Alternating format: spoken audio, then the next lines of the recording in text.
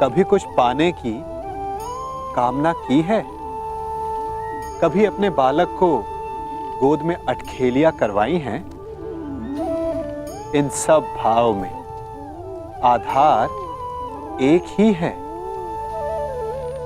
मोह।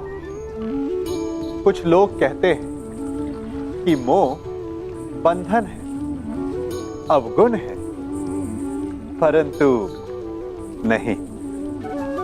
कोई भी भाव कभी गुण बन सकता है, कभी अवगुण। तो क्या मोह गुण हो सकता है? हाँ, यदि वो सीमा में रहे। परिवार से मोह सीमा में रहे तो ममत्व को जन्म देता है। यदि वो सीमा से अधिक हो जाए तो वैराग्य। कारण ये है कि आवश्यकता से अधिक मोह मनुष्य को दुर्बल बना देता है और दुर्बलता नाश की ओर ले जाती है। इसीलिए समझना आवश्यक हो जाता है कि कहां रुकना है, सीमा क्या है। चूंकि जो ना रुका उसका विनाश के गर्त में जाना निश्चित है। मुझे यह पूर्ण विश्वास है कि युधिष्ठिर हस्तिनापुर के सम्राट होने के लिए सबसे अधिक योग्य है।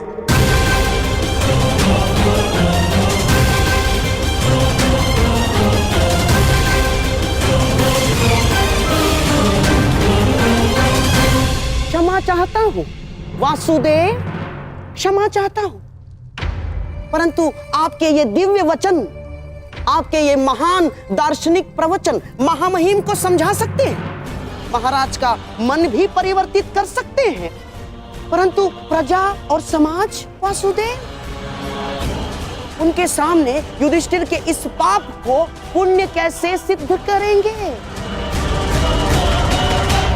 यदि युधिष्ठिर को सम्राट बना दिया गया तो कल को यही उदाहरण देगा। एक ही स्त्री के साथ कई पुरुष विवाह करेंगे वासुदेव। अनाचार, घोर घोर अत्याचार नहीं होगा वासुदेव। हाँ मामा श्री, आपने उचित कहा है। हम ऐसे व्यक्ति को ना युवराज स्वीकार कर सकते हैं और ना ही सम्राट। युवराज पद चाहिए तो युद्ध करके ही लेना होगा, अन्यथा नहीं। अद्भुत! आप तो शीघ्र ही अंतिम निर्णय पर पहुंच गए युवराज दुर्योधन।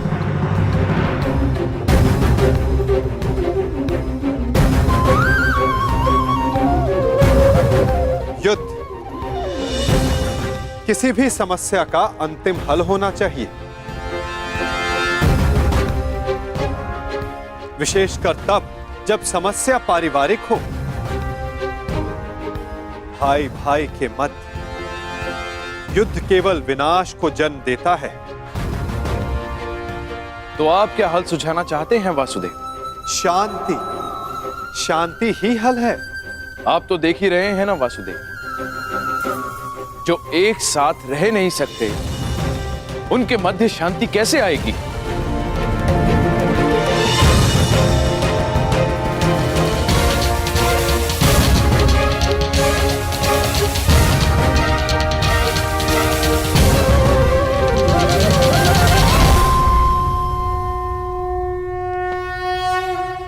विभाजन से, विभाजन से, विभाजन से, विभाजन से।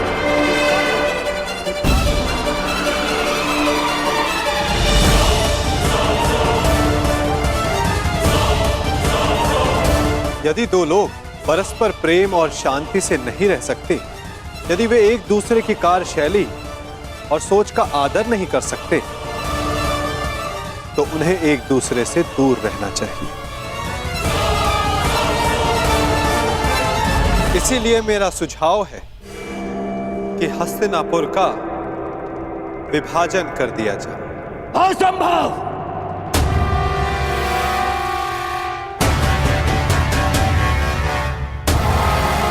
कोई विभाजन नहीं होगा। हस्तिनापुर के सम्राट मेरे पिता हैं, उनके पश्चात सब कुछ मेरा है, और जो मेरा है वो मैं कदापि पटने नहीं दूंगा। हस्तिनापुर के लिए तुम्हारा ममत्व प्रशंसनीय है कुमार, परंतु सारे निर्णय ममत्व और क्रोध जैसी भावनाओं पर नहीं लिए जा सकते।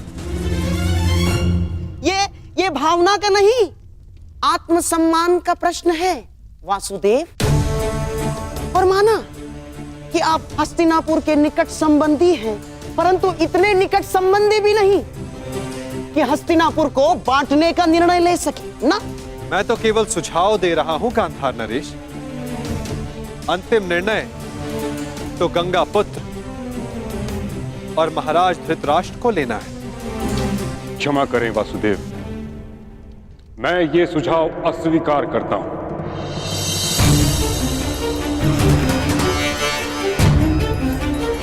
मैंने इच्छा मृत्यु का संकल्प इसलिए नहीं लिया था कि हस्तिनापुर को बढ़ते देखूं। महाराज धृतराष्ट्र और महाराज पांडु के सभी पुत्र कुरुकुल की संतान हैं। कुरुकुल हस्तिनापुर यदि वृक्ष है तो ये उसकी शाखाएं हैं। हस्तिनापुर का अंग भंग होते हुए मैं नहीं देख सकता। तो फिर दूसरा सुझाव वही है जो आपको स्वीकार नहीं गंगापुत्र, जो कर्ण ने दिया है कि अर्जुन युधिष्ठिर की ओर से युद्ध करे और कर्ण दुर्योधन का प्रतिनिधित्व करे। जो विजयी हुआ, सम्राट पद उसका, हस्तिनापुर उसका, राज्य उसका।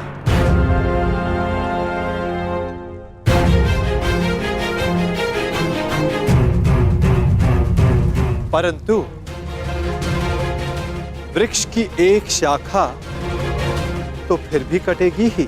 परंतु मैं ताचरी ने ठीक कहा, हस्तिनापुर का विभाजन स्वीकारा नहीं जा सकता।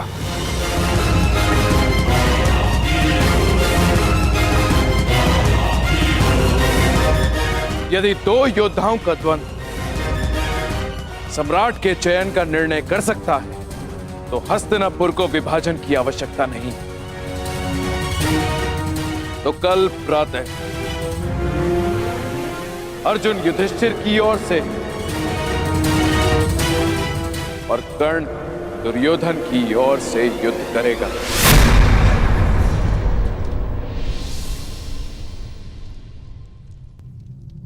और निर्णय होगा कौन हस्तिनापुर का सम्राट बनेगा।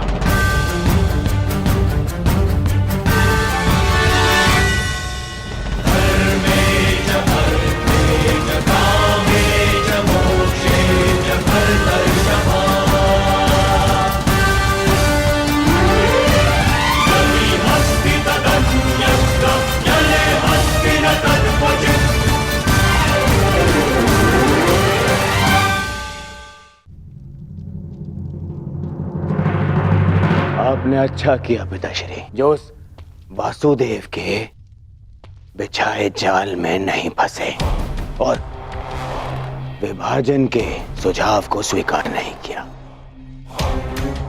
अब कल प्रातः कर्ण के बाण उस अर्जुन के बख्श बख्श को ही नहीं, उन पांडवों के स्वप्न को भी छन्नी छन्नी कर देंगे।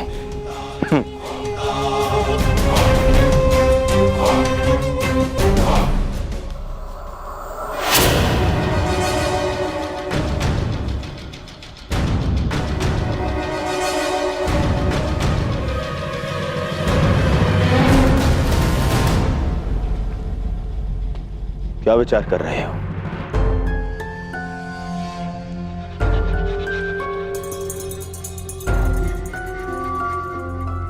मित्र, मैं विचार कर रहा हूं कि वासुदेव का सुझाव उचित है। देखो मित्र, यदि विभाजन होने के पश्चात सदा के लिए पांडवों से मुक्ति मिलती है तो विभाजन में कोई बुराई नहीं। बस कर्ण, बस, अब और नहीं।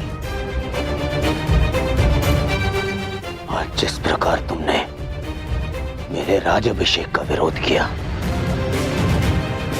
उसे भूला नहीं हूं मैं।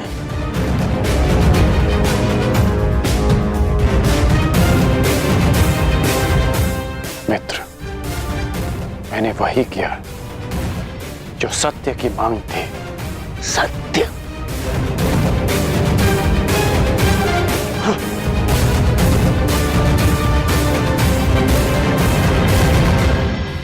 मैं तुम्हें सम्राट बनते देखना चाहता हूं मित्र, परंतु अनीति से नहीं। महाराज, आप ही बताइए, क्या विभाजन अनुचित है? कर्ण यथार्थ कह रहा है पुत्र।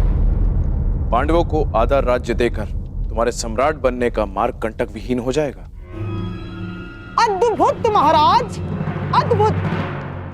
उस छलिए वासुदेव के कुचक्र के चक्र में आप भी फंस गए।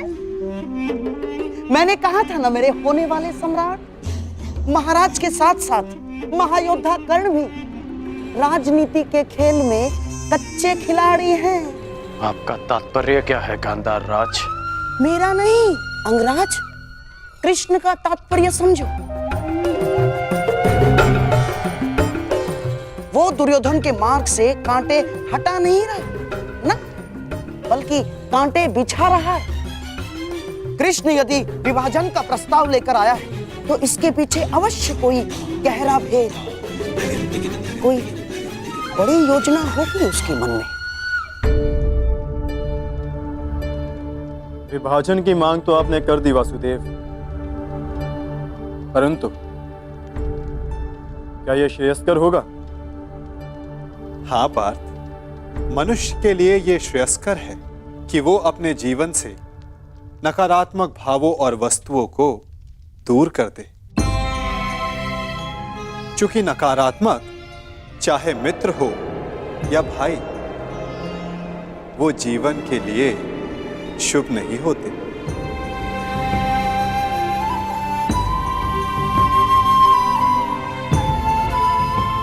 जो लोग हमसे ईर्ष्या करें, हमें आगे बढ़ने से रोके, उन्हें अपने जीवन से दूर कर देना ही श्रेयस्कर है।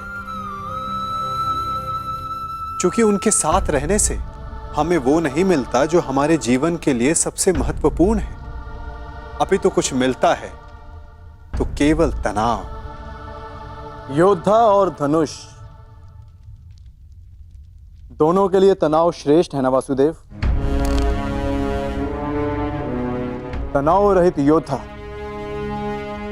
विजय प्राप्त नहीं कर सकता, और तनाव रहित प्रत्यंचा बाण संधान नहीं कर सकती।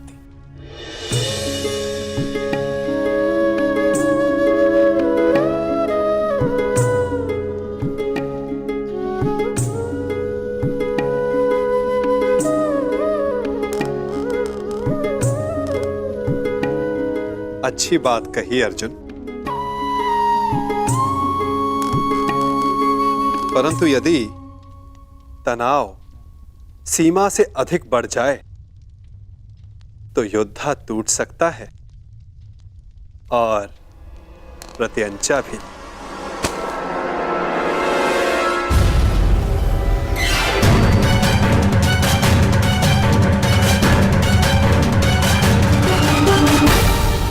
तुम युद्ध के नहीं, जीवन के योद्धा हो अर्जुन।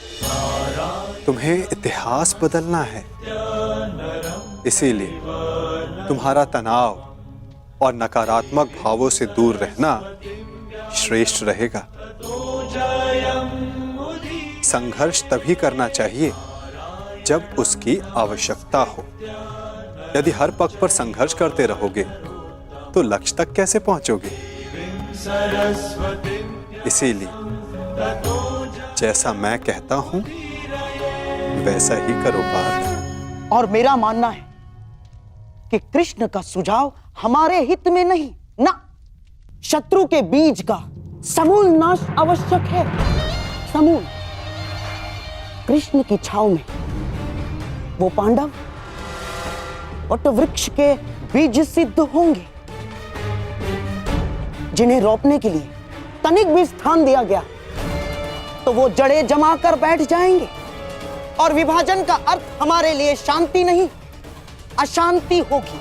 और ये एक अवसर होगा पांडवों के लिए जो हमें नहीं देना है। कैसा अवसर शकुनी? आप भूल रहे हैं महाराज, द्वारकाधीश कृष्ण उनके साथ हैं। महाबली पांचाल राज द्रुपद अब उनके ससुर हैं। यदि पांडवों को अलग राज्य स्थापित करने का अवसर दिया गया तो वो शीघ्र ही एक बड़े साम्राज्य में परिवर्तित हो जाएगा महाराज। इतना बड़ा साम्राज्य कि हस्तिनापुर का अस्तित्व बौना पड़ जाएगा। इसीलिए श्रेष्ठ यही होगा महाराज, पांडवों को हराकर, उन्हें दबाकर उन पर शासन किया जाए। मामा श्री उचित कह रहे हैं।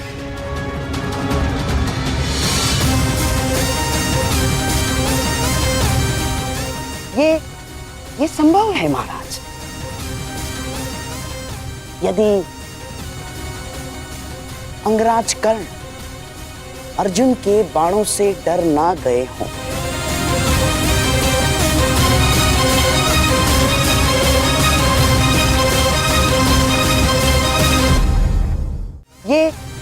ये संभव है महाराज। यदि अंगराज कर्ण अर्जुन के बाणों से डर ना गए हों। आप भूल रहे हैं गांधार राज कि युद्ध करके अपने मित्र को सम्राट बनाने के पक्ष में मैं सदा से हूं। वो मैं ही था जिसने युद्ध करके सम्राट के निर्धारण का सुझाव दिया था।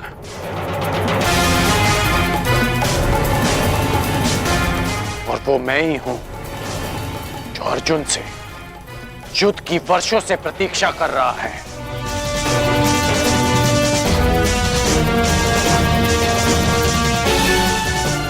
मैंने केवल अपने मित्र को एक विकल्प दिया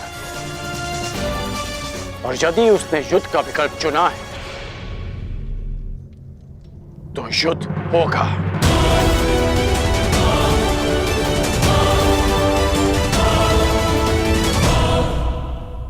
कल सिद्ध हो जाएगा कि युद्ध में विजयी होने के लिए आपका क्षत्रिय होना आवश्यक नहीं होता।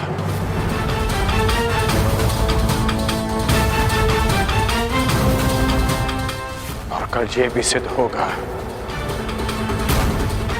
कि समय आने पर एक सूत भी इतिहास रच सकता है। कल मैं उस कर्ण को इतिहास बना दूंगा वासुदेव। अति उत्सुकता ठीक नहीं अर्जुन।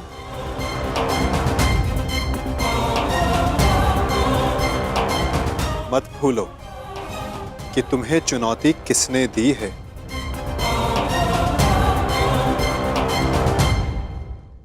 कर्ण को कम मत आंकना।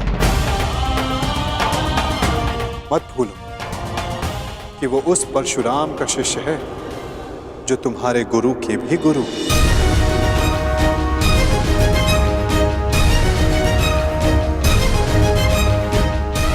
आप किसके पक्ष में हैं वासुदेव? मैं तो सदा धर्म के पक्ष में हूं पार्थ, सत्य के पक्ष में हूं।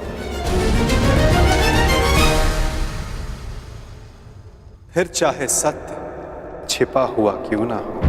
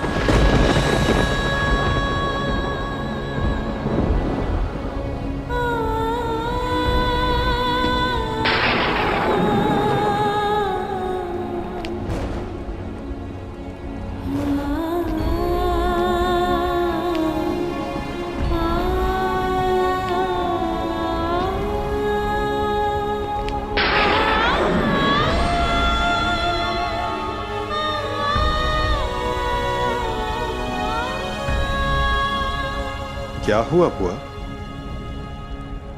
आप उदास हैं? उदास नहीं, चिंतित हूं। कृष्ण, क्या मैं अकेली हूं जो ये युद्ध नहीं चाहती? नहीं बुआ, आपके चाहने ना चाहने से कुछ नहीं होगा। जब वन में महाअग्नि लगी हो और एक वृक्ष को छोड़कर शेष जलना चाहे तो अग्नि कौन रोक सकता है? मैं वृक्ष नहीं हूं माधव, मनुष्य हूं,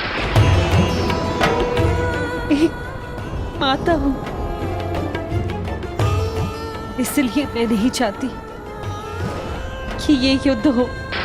अपने पुत्र के लिए चिंतित हो बुआ? प्रतीत होता है कि आपके मन पर कोई बोझ है। उतार दीजिए बुआ।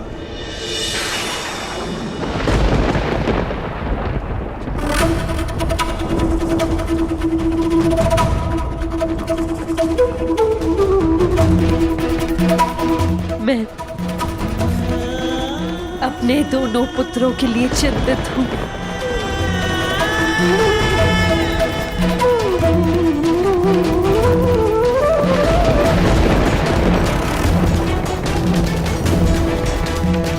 दोनों पुत्र? परंतु युद्ध तो केवल अर्जुन कर रहा है ना? अर्जुन के जीवन के साथ साथ मैं कर्ण के जीवन के लिए भी चिंतित हूं। कर्ण मेरा पुत्र है।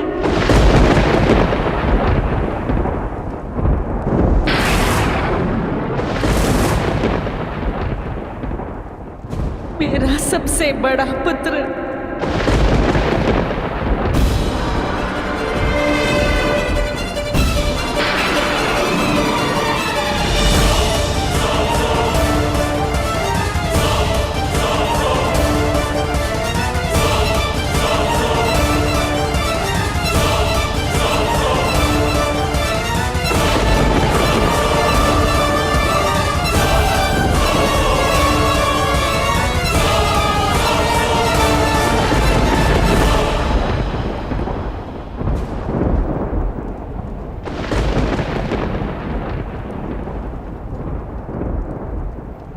पुत्र,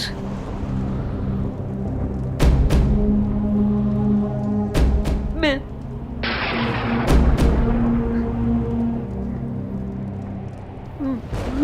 अभी उचित समय नहीं है बुआ।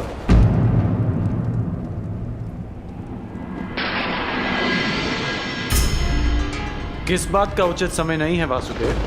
भावुक होने का, अपने मन और कर्म से नियंत्रण खोने का। चूंकि भाव हो या कर्म या वचन उचित स्थान और उचित समय पर ही शोभा देते हैं। कदाचित इसीलिए प्रकृति ने मस्तिष्क का स्थान हृदय से ऊंचा रखा है, क्योंकि समय पड़ने पर मस्तिष्क हृदय के प्रभाव पर नियंत्रण कर सके। कदाचित कल के द्वंद्व के लिए तुम यहां कुंती बुआ का आशीष लेने आए हो ना कर्ण? नहीं, मैं बस प्रणाम करने आया हूं।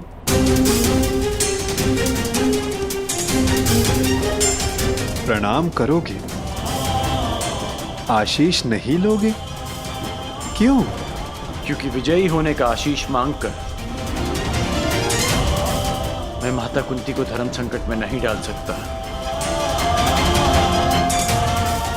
उस आशीर्वाद पर केवल उनके पुत्र अर्जुन का अधिकार है। तुम भी तो इन्हें माता कहकर पुकारते हो ना मित्र, तो इस नाते तुम भी इनके पुत्र हुए।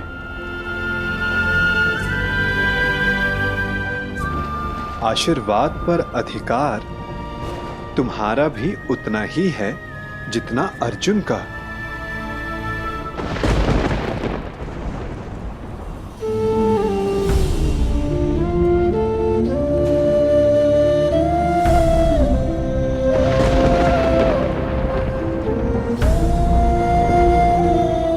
मैं यहां केवल कर्तव्य पालन के लिए आया हूं, अधिकार पाने नहीं।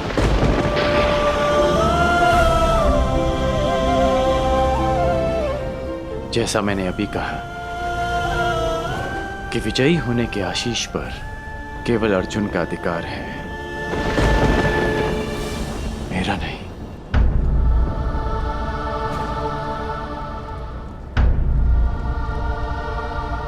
एक माता के लिए उसके पुत्र के विजय होने से अधिक उसका जीवित होना महत्वपूर्ण है।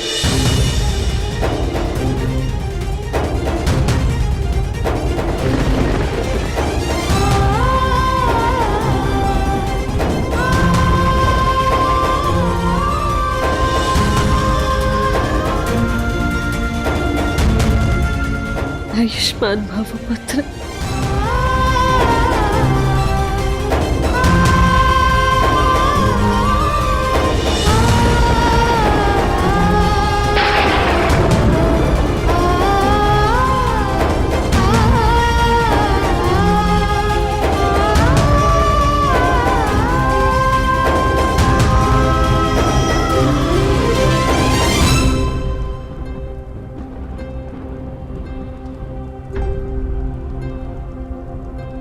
सत्य सम्मुख आएगा बुआ, परंतु उचित समय उचित स्थान पर।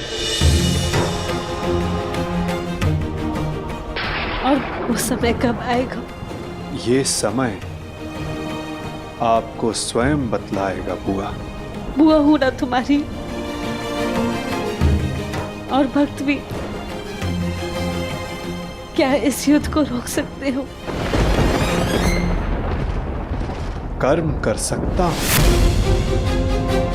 परंतु फल समय के हाथ में है।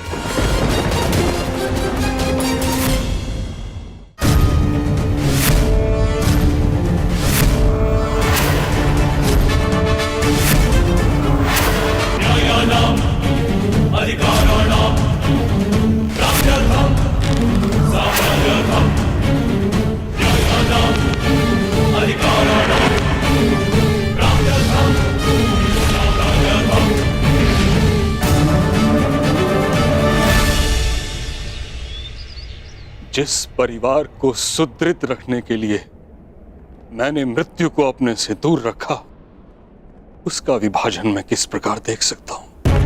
ऐसा कौन सा परिवार है जिसमें विवाद नहीं होता, परंतु विभाजन? क्या यही एक समाधान है?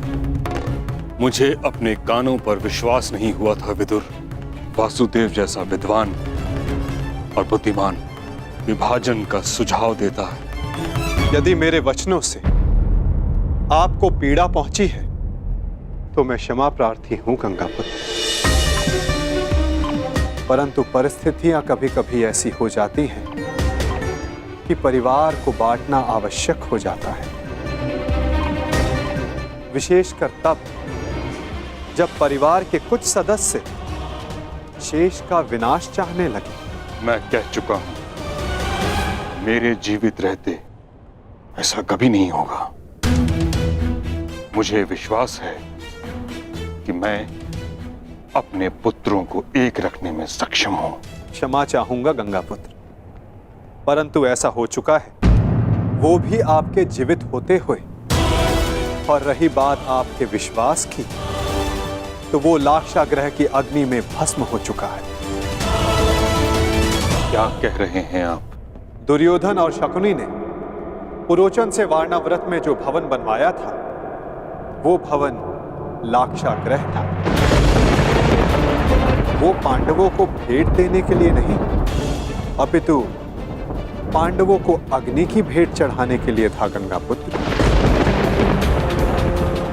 मुझे विश्वास नहीं। तो आप महात्मा विदुर से पूछिए, यदि वो समय रहते पांडवों को सावधान नहीं करते तो आज आपके पांचों पौत्र जीवित नहीं होते। वासुदेव ठीक कह रहे हैं तातश्री। तुमने मुझे बताया क्यों नहीं विदुर? आपको कष्ट होता तातश्री। पांडवों की रक्षा मैंने कर ली थी, परंतु सत्य जानने के पश्चात कौरवों की रक्षा आपसे कोई नहीं कर पाता। यदि कौरवों और पांडवों को साथ रखा गया तो मुझे खेद है गंगापुत्र, कहीं हस्तिनापुर स्वयं एक लाक्षागृह में परिवर्तित ना हो जाए। स्पष्ट कहिए वासुदेव। तो सुनिए, द्रोण शिष्य और परशुराम शिष्य दोनों पराजय स्वीकार नहीं करेंगे। ना ही दोनों में युद्ध कौशल की कमी है, ना ही अस्त्रों का अभाव। तो निश्चित रूप से युद्ध भयंकर होगा। एक को विजय मिलेगी, एक को वीरगति। इस प्रश्न का उत्तर अवश्य मिल जाएगा कि हस्तिनापुर का अगला सम्राट कौन होगा। परंतु पांडवों और कौरवों के मध्य बैर समाप्त नहीं होगा गंगापुत्र। उनके ईर्ष्या और प्रतिशोध की अग्नि समाप्त नहीं होगी। कई लाक्षागृह सजेंगे और निश्चित रूप से हस्तिनापुर के प्रारब्ध में केवल युद्ध रह जाएगा, केवल रक्त रह जाएगा, केवल प्रतिशोध रह जाएगा गंगापुत्र।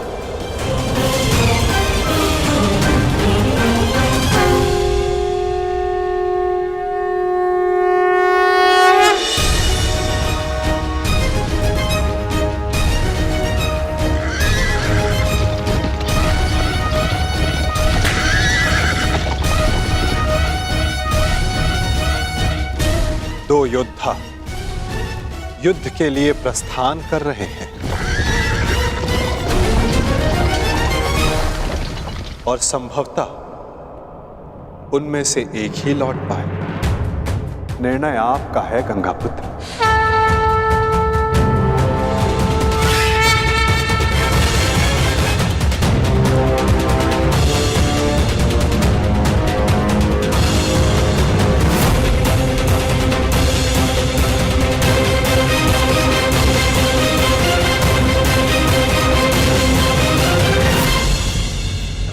हमारा द्वंद्व आज पूर्ण होगा। आज सूर्यास्त भी तुम्हारी रक्षा नहीं कर पाएगा, और ना इस बार मेरे पास तुम्हें छोड़ देने का कोई बहाना होगा, क्योंकि ना तुम ब्राह्मण वेश में आए हो, ना किसी का स्वयंवर जीत कर लौटे हो। अर्जुन, इस बार मैं अपना धनुष नीचे नहीं करूंगा और मैं तुम्हें प्रहार करने का अवसर नहीं दूंगा।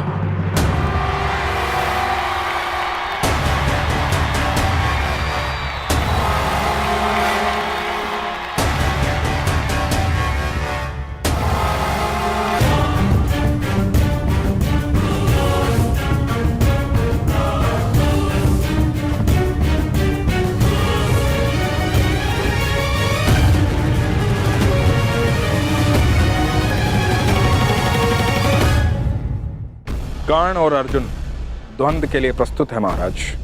द्वंद्व प्रारंभ किया जाए ताज।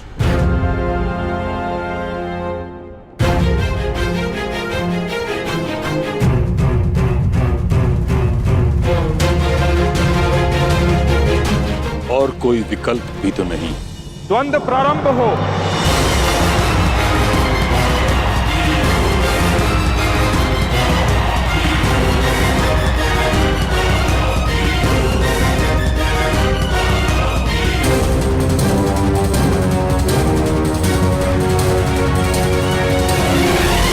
ये द्वंद्व नहीं, तुम्हारा सौभाग्य प्रारंभ हो रहा है मेरे होने वाले सम्राट। हाँ मामा श्री।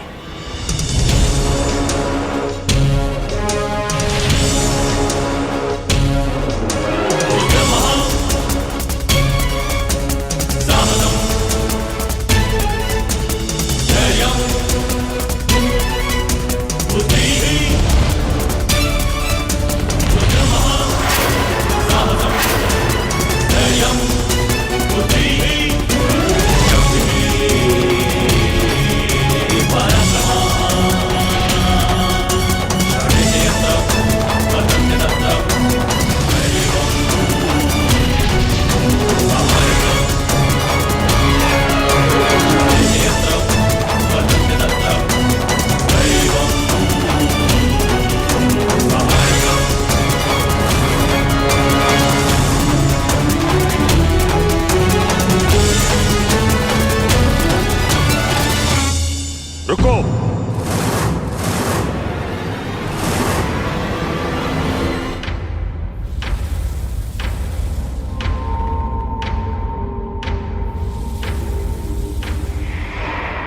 क्या हुआ ताज? महाराज, हस्तिनापुर की सुरक्षा मेरी प्रतिज्ञा है, मेरा धर्म है, मेरे जीवन का उद्देश्य है।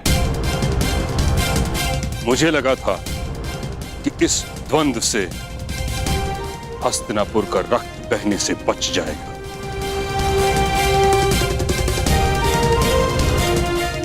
परंतु अब मुझे प्रतीत होता है कि यह द्वंद्व हस्तिनापुर के हित में नहीं।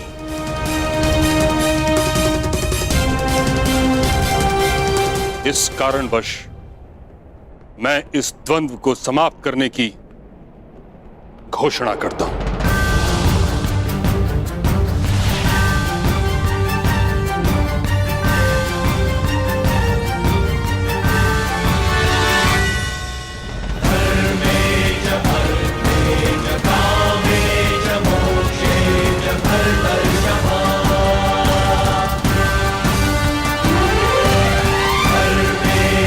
क्योंकि आज अंगराज की विजय हो या अर्जुन की, युधिष्ठिर सम्राट पद पे बैठे या दुर्योधन, इन भाइयों के मध्य का बैर और इनकी होड़ समाप्त नहीं होगी। परंतु पितामह, इसके अतिरिक्त और क्या हल है?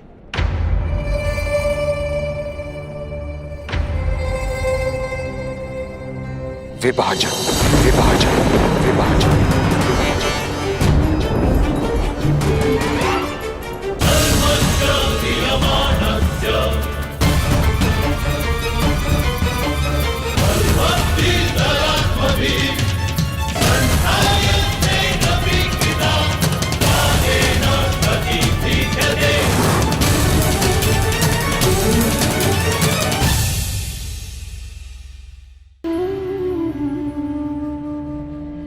असंभव महाराज, असंभव।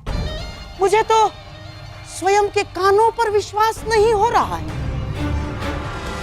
जिन महाबली भीष्म ने हस्तिनापुर के सुरक्षा के लिए प्रतिज्ञा की थी, वही आज विभाजन की बातें करने लगे हैं।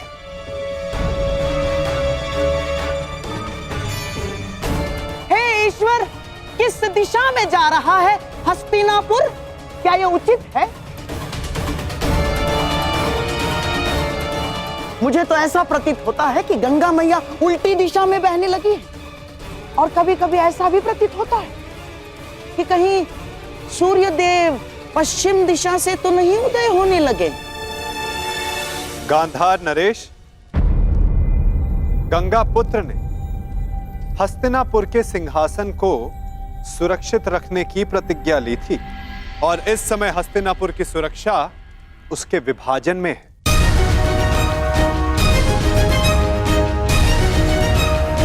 और आप तो कुरुपुत्रों के मामाश्री हैं।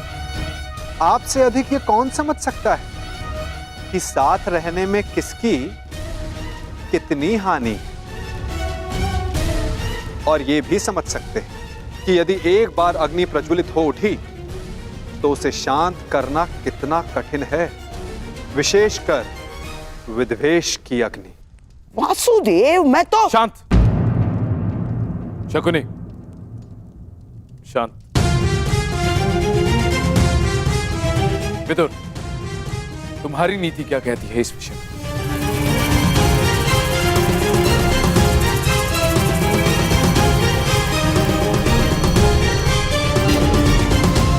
जब साथ रहते विकास अवरुद्ध हो तो विभाजन श्रेष्ठ है।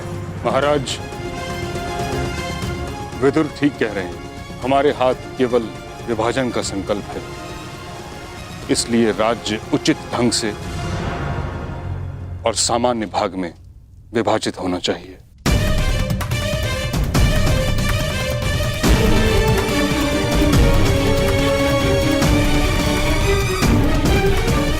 मामाश्री, मैं ये विभाजन यहीं समाप्त कर दूंगा। अभी अपने गदा के एक ही प्रहार से इन पांडवों का सिर और सब दोनों चूर-चूर कर दूंगा। अभी देखिए। शांत हो जाओ मेरे होने वाले सम्राट, शांत हो जाओ।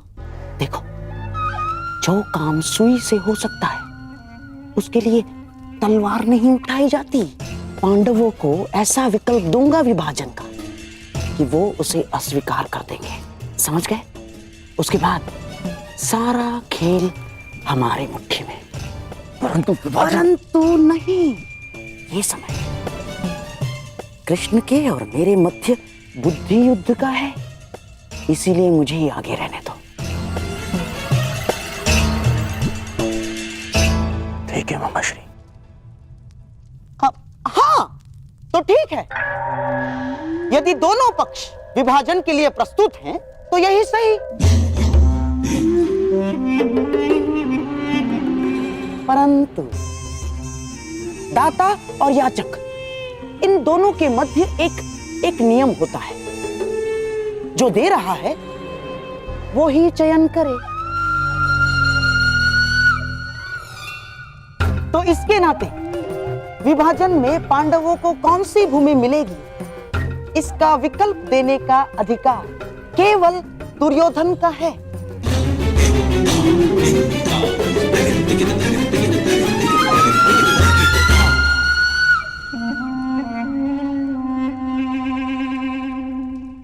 तो कहिए गांधार राज, क्या सुझाव है आपके पास? यदि पांडव विभाजन चाहते हैं तो हम उन्हें खांडव प्रस्थ देते हैं।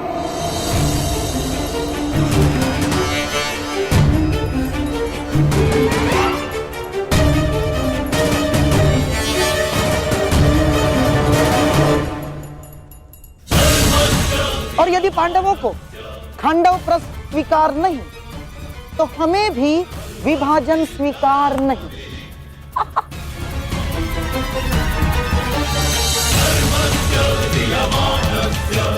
हाँ, तो पांडव यहीं रहे अपने भाइयों के साथ प्रसन्नता से।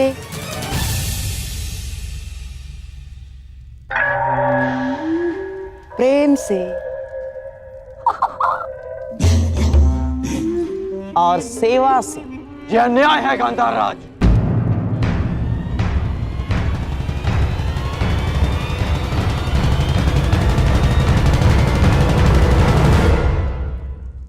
मित्र, तुम देख लो कैसी अनुचित बात कर रही है।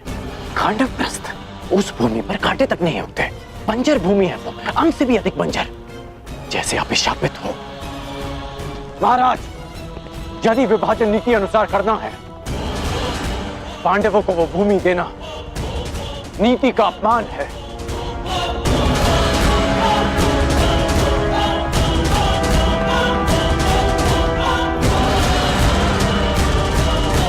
तुम दुर्योधन के मित्र हो या शत्रु? सदैव उसका अहित बोलते हो। मैं वही करता हूं जो मेरे मित्र के हित में हो, और मैं नहीं चाहता कि आपके एक और कुचक्र में फंसकर मेरा मित्र स्वयं को सदा के लिए इतिहास में अन्यायी सिद्ध कर दे। हमें खांडव प्रश्न नहीं चाहिए, भले ही युद्ध हो जाए। युद्ध से कौन भयभीत है विरकोधर? दान में मिले बछड़े के दांत नहीं गिने जाते। क्षत्रिय दान नहीं लेता, युद्ध करके अपना अधिकार प्राप्त करता है। अर्जुन, तुम्हारे बाणों का उत्तर भी है मेरे पास। यदि कुछ चाहिए तो केवल खांडवप्रस्थ ही मिलेगा, अन्यथा कुछ नहीं मिलेगा।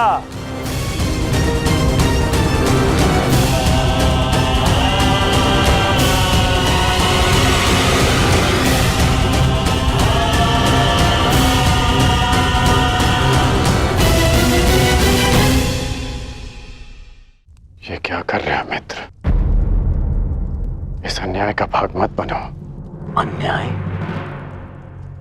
अपना अधिकार पाने में कोई अन्याय नहीं है मित्र। राजा मेरे पिता हैं, इसीलिए हस्तिनापुर पर केवल मेरा और मेरा अधिकार है।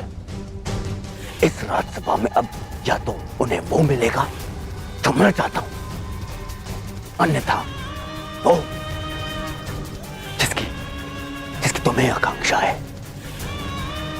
और वो युद्ध है, युद्ध। इसलिए मामा श्री जो कर रहे हैं उन्हें करने दो। परंतु यदि पांडवों ने खांडवप्रस्थ स्वीकार कर लिया तो क्या करोगे?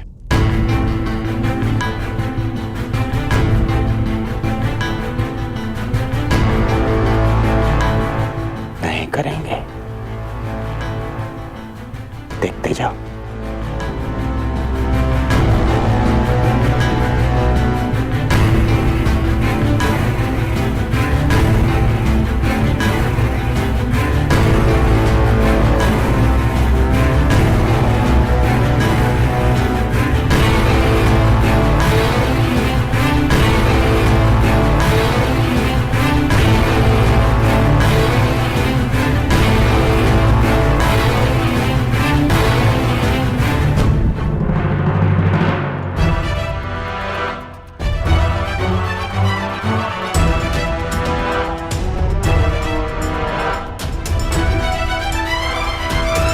यदि खांडवप्रस्थ देकर मेरे अनुज दुर्योधन को संतोष मिलता है तो हमें खांडवप्रस्थ स्वीकार है।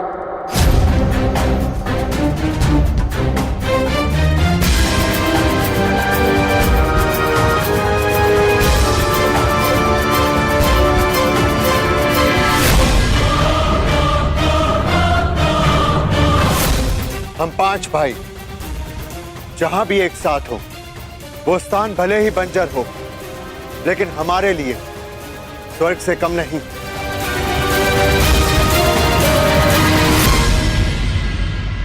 यदि प्रिय युधिष्ठिर को ये स्वीकार है तो हस्तिनापुर नया राज्य बनाने में तुम्हारी सहायता करें। मेरी ओर से तुम्हें 1 सहस्त्र और 8 हाथी, 100 रथ और नया राज्य स्थापित करने के लिए पर्याप्त धन भेंट में दिया जाएगा।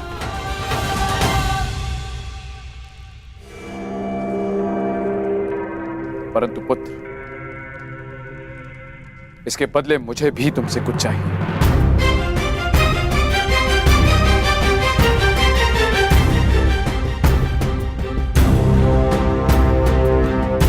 मैंने कौरवों और तुम में कभी भी पक्षपात नहीं किया। सदैव तुम्हें अपने पुत्र से बढ़कर माना है।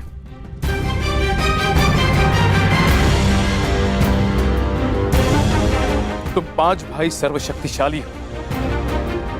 पांचाली जैसी चतुर भार्या है तुम्हारे पास, परंतु पुत्र इस जन्मांध धृतराष्ट्र के पास कोई मार्गदर्शक नहीं। गांधारी और मुझे पथ दिखाने वाला कोई तो चाहिए पुत्र, कोई ऐसा जिसके समीप रहने से मेरे भ्राता पांडु की स्मृति बनी रहे। इसीलिए मेरी इच्छा है पुत्र कि तुम्हारी माता कुंती यहीं हस्तिनापुर में रहे।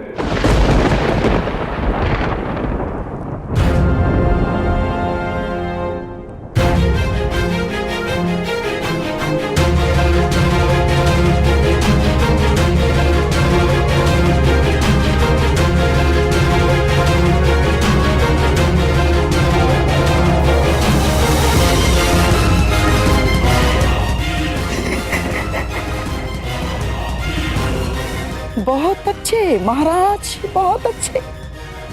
एक बार ही सही, परंतु आपने अपने मस्तिष्क का प्रयोग तो किया। नहीं, यह हमें स्वीकार नहीं।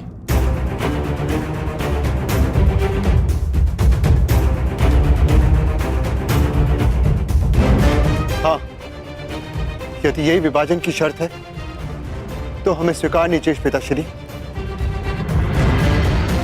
महाराज, आप ऐसी शर्त क्यों रख रहे हैं? क्यों एक माता को अपने पुत्रों से दूर कर रहे हैं आप? मैं कुंती को पांडवों से दूर नहीं कर रहा हूं अंगराज। मैं पांडवों को सदा अपने समीप रखने की कोशिश कर रहा हूं।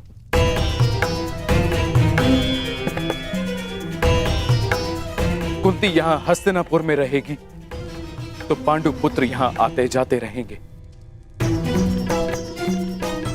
उनका संबंध कभी हस्तिनापुर से समाप्त नहीं होगा।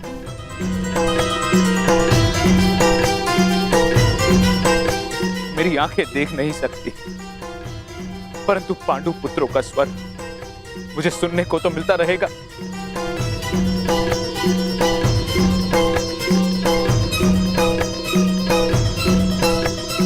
अद्भुत अद्भुत चतुरता दिखाई है महाराज धृतराष्ट्र ने।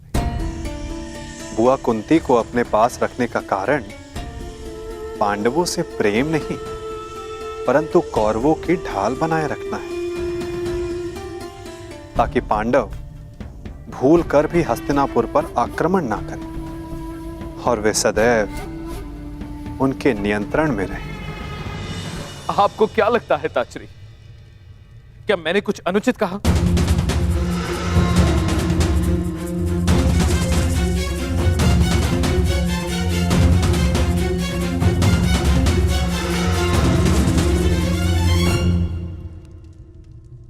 हम अपनी माता के बिना नहीं जाएंगे। भले जो भी हो, माता हमारे साथ ही जाएंगी। मैं कहाँ रहूंगी? ये निर्णय लेने का अधिकार मेरा है। मुझे ताजश्री और गांधारी दीदी के साथ रहना स्वीकार है।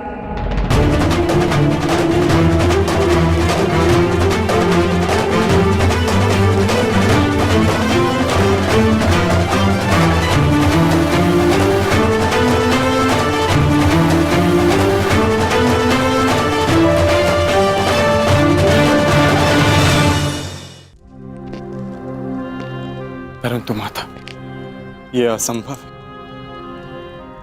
हम आपके बिना नहीं जा सकते। ये मेरी आज्ञा है भीम।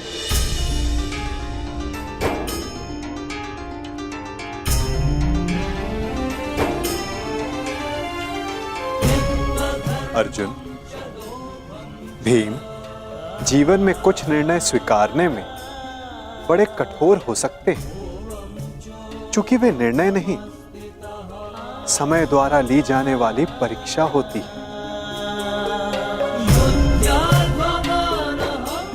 यदि बुआ कुंती दोनों परिवारों को एक रखने की,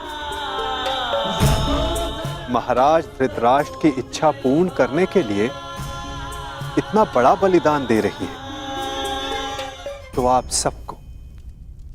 सबको इसका सम्मान करना चाहिए।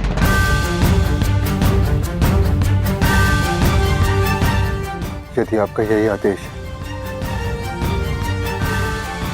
तो हमें स्वीकार है।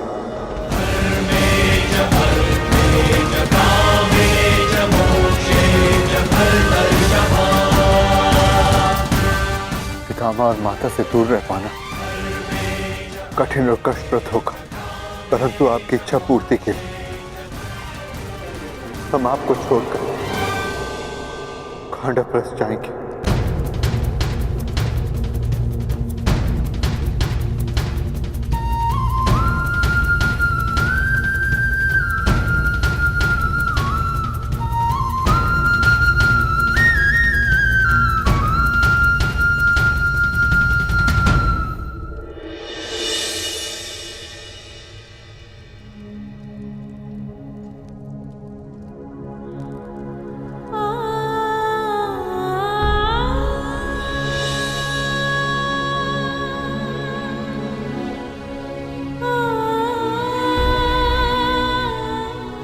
ये तुम्हारी परीक्षा की घड़ी है पुत्रों। तुम्हें बंजर भूमि में पुष्प खिलाने, परिश्रम करना है और पांचों साथ रहना।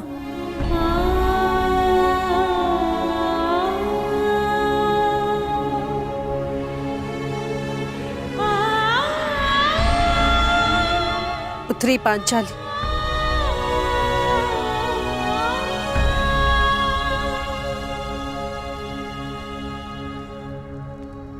से मेरे पांचों पुत्र तुम्हारा उत्तरदायित्व है।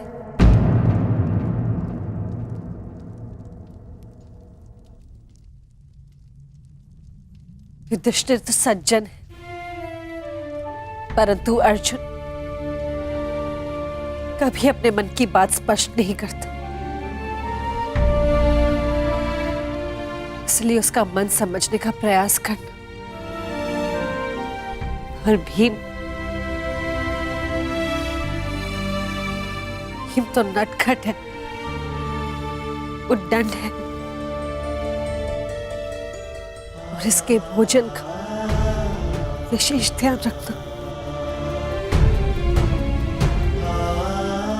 नकुल और सहदेव कहने के लिए माद्री के पुत्र हैं,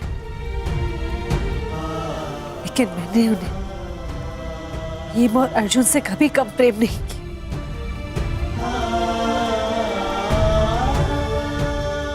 अब तक मैंने इन पांचों भाइयों को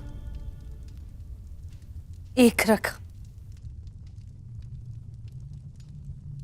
अभी उत्तरदायित्व तुम्हारा है या किसी ने।